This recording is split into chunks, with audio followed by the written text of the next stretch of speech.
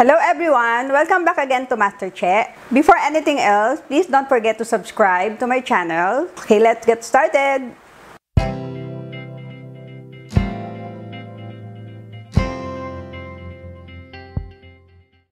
Excited po ako today kasi ang gagawin po natin ay request by my friend, Venus.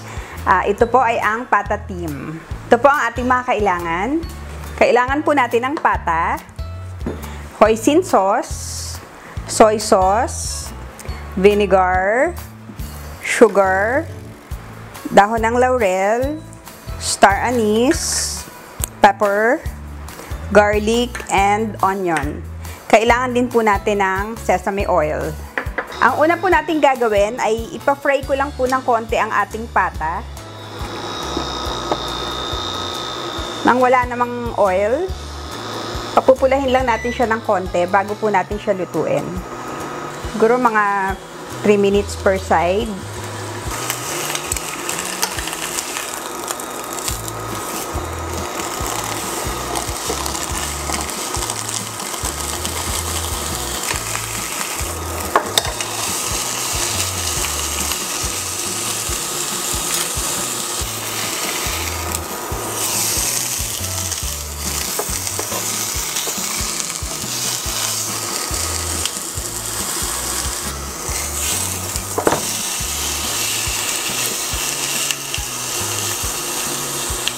Ito, okay na po ito. Ngayon, ilalagay na natin siya sa ating pan.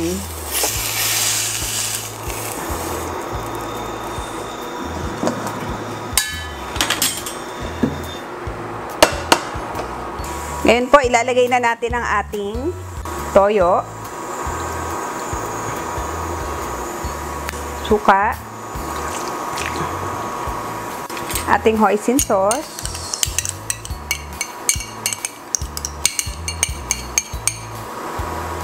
pepper, star anise, dahon ng laurel, sugar. Ganyan po, ilalagay lang natin siya lahat.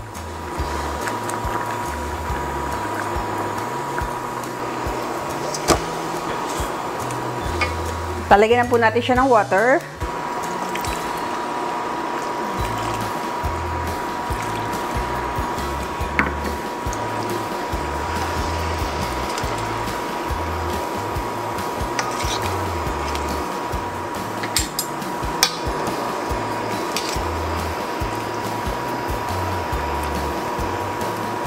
Yan, iintayin lang po natin siyang lumambot at lalagyan po natin siya ng sesame oil.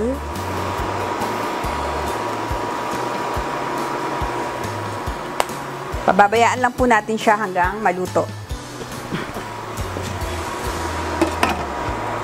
Babalikan po natin siya. Much later. Okay, balikan na po natin ang ating pata team. Ayan, ganyan na po siya. Nakasalang po siya ng 45 minutes dahil gusto ko pong yung slow cook lang ang niya. Pero kung nagmamadali kayo, pwede nyo rin siyang i-pressure cooker. Pero sa akin po, mas prefer ko po yung low fire. Yan, ganyan lang po para maging pantay ang lasa niya.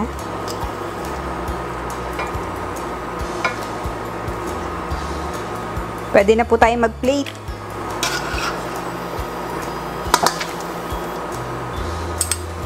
Ngayon naman po, ihahanda natin na ang ating paglalagyan ng ating pata team.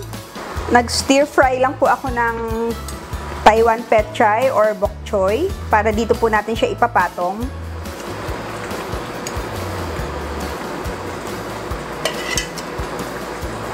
Lalagay na po natin ang ating pata team.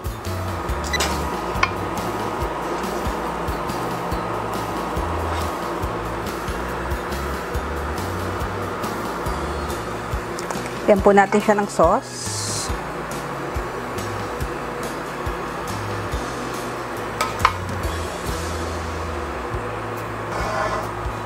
Ito na po ang ating napakasimpleng pata team at napakasarap. Pwede nyo po siya i-partner sa rice. Pwede nyo rin siya i-partner sa mantaw. Na ito po, inano ko na siya in oven toaster. Titikman na po natin ang ating pata team. Yan, napakalambot po niya. Lagyan natin ang sauce ng ating Taiwan Pechay.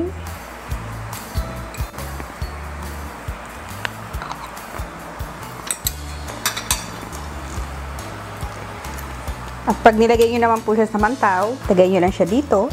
Meron na kayong mantaw with patatim. Sana po i-try nyo siya sa inyong mga tahanan. At pwede po siya sa mantaw at pwede rin po siya sa rice.